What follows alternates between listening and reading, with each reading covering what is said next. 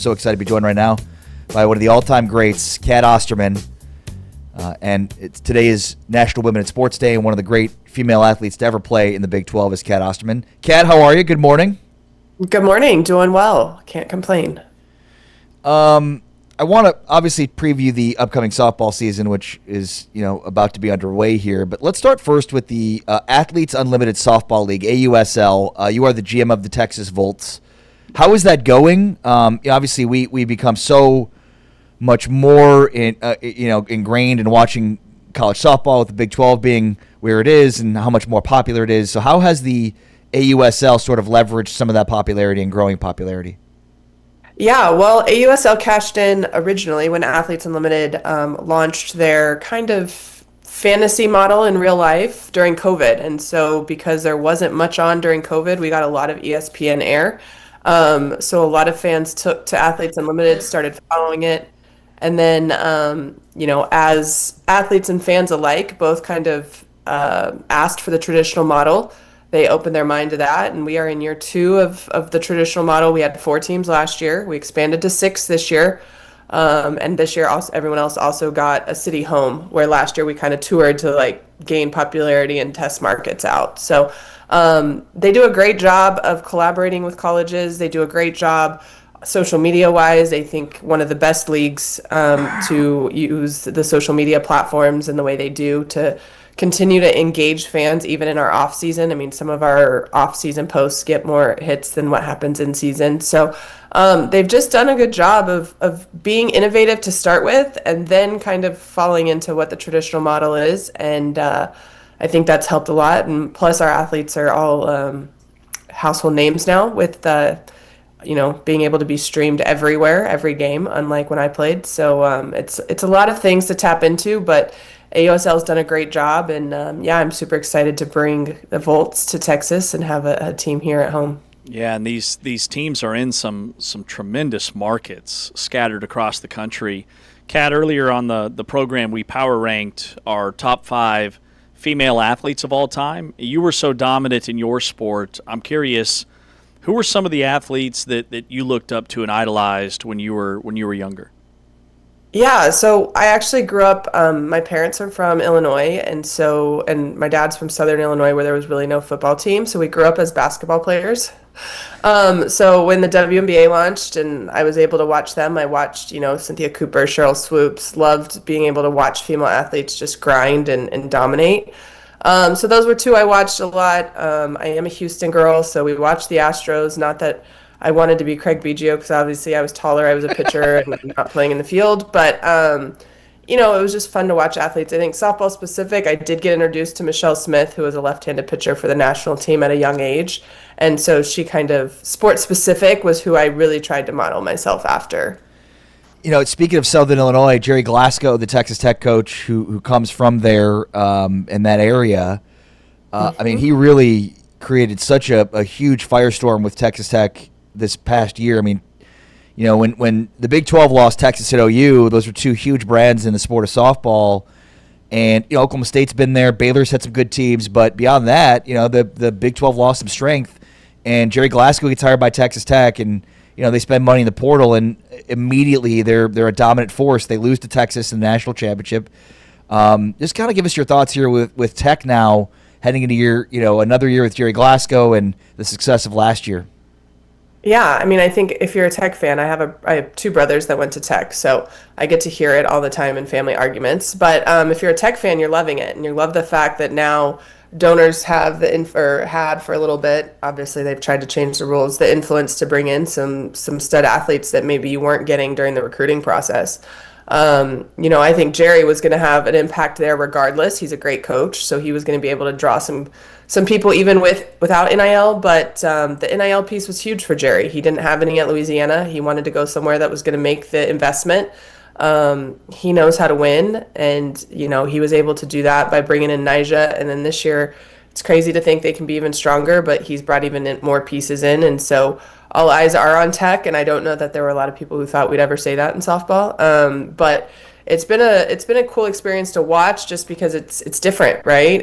And while it's disrupting and upsetting a lot of people, it's still legal, and he's playing by the rules, and he's getting his kids in. And I think the key will be, does he have them together as a group to take the field and play? But he's doing a great thing. But if there's one thing Jerry Glasgow loves, he loves winning. And he has seven players on the All Big 12 preseason team. Texas Tech, the clear-cut preseason favorite in the conference, with Nyjah Canaday back in the circle. Kat, what would you tell her? How would you advise her for this upcoming season with everything she did last year? And Jerry Glasgow was on our show and kind of shared with us that she battled through some injury stuff, like mid-season, where she wasn't throwing much at all in practice. What would you tell her, just big picture for this season? Well, I think there's two things. Back when I played, I think it was my mom reminded me. She's like, you can try all you want to outdo what's in the past, but what's in the past is in the past. So if you keep trying to look back to it, you're forgetting to put in the work now and focus on what is the task at hand. And so, she had a great year last year. She made waves. She was able to obviously get the $1 million deal. All that's done with, and it's great, and it's on your resume. Now go continue to build your resume and just stay in the present. But I think the other piece is having to focus on what's important. It's if your body's breaking down, like what pieces can you sacrifice somewhere, whether it's social life or, TV time to be in the training room more, all those things. I know my last 2 years, it was all about how can I stay as healthy as I can for the team. And it's really about, now you put the carrot of the national championship. How bad do you want it? And are you going to let every day kind of be defined by what do you need to do to win that, especially now that it's spring? I mean, the runway to that national championship is getting shorter and shorter day by day. But, she has the talent, so I would just tell her stay in the present and continue to make that ring kind of the prize at the end. Do you see similarities in pitching styles and schematics from a pitching perspective from when you pitched? I mean, how much has pitching evolved? How has it evolved since you pitched? Yeah, so I think the biggest evolution since I threw is there's just more power pitchers. You see more pitchers throwing 65 plus, 68 plus. You got Carlin Pickens at Tennessee touching 72, 73, 75. And that was just unheard of. Monica Abbott threw, and I think she threw probably about 68, and that was the hardest thrower, period. Like, there weren't very many that were doing it. So it's evolved in that realm where speed is a lot more prevalent.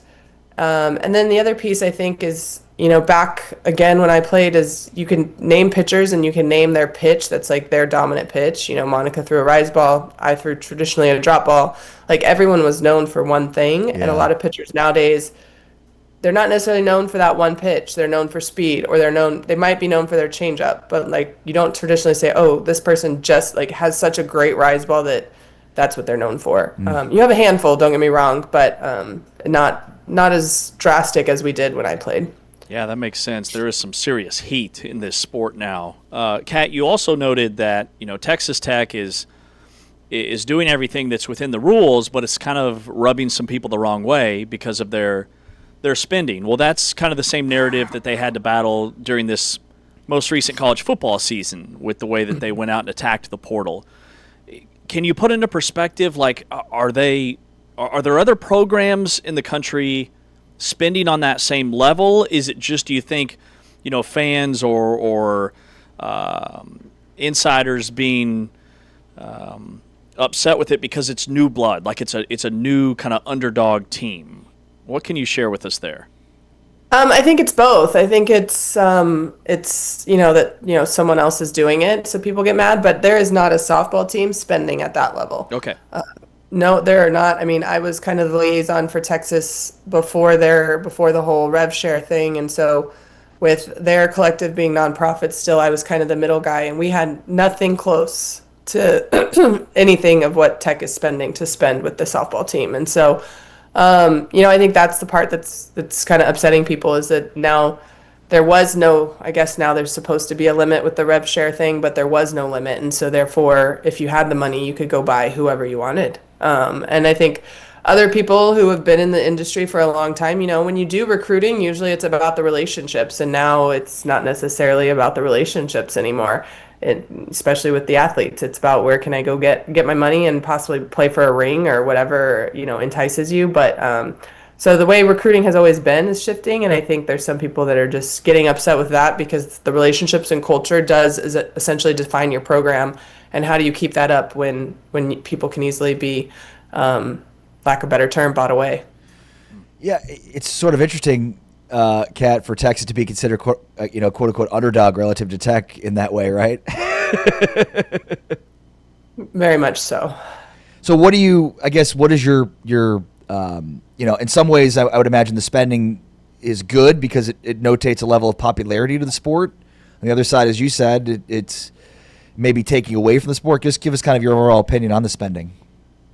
Yeah, I mean, I like that athletes are being able to get paid and something that they're worth. Do I think sometimes that, I know in pro ball we are not paying people anything close to what NIL is paying at some of these schools. And so it gets skewed when you come back down to, okay, now I'm going to go play pro, and that money is just not there. Like it's so are we really paying athletes what they're worth, or are we just paying what we think will get them over here enough to win? And so I think there's some of that falls in, and I think that's in every sport, that there are athletes that would rather go back for their third, fourth year of school instead of going pro because they're getting more money with NIL. And to me, that's absolutely outrageous. Like, that shouldn't be how college sports are, but it's the nature of the game right now. Yeah. But I think it's good, and I think if programs have donors that are willing to invest in softball, I think that's huge, because you don't always see a lot of big money donors coming around the softball fields. And so if you have it, I mean, props to you, and I'm glad you have donors that want to invest in your program, or alumni that are well off enough to do that. What's the gap between, like, coming into this season between Texas Tech, and Oklahoma and everybody else? Well, as I said at the beginning, I think, culture is still going to play a part. And Oklahoma obviously has done an amazing job of year in and year out churning out, their championship mindset is their whole platform. And their athletes buy into it. You haven't seen a ton leave that play a lot. The ones that don't end up going find somewhere to play. But between them and Texas and Texas Tech, I mean, is there a gap? There's a little bit of a gap, but is it huge? Not necessarily. You still have to play the game. There's still All-Americans all the way across the country. It's not like those three teams dominated the All-American teams.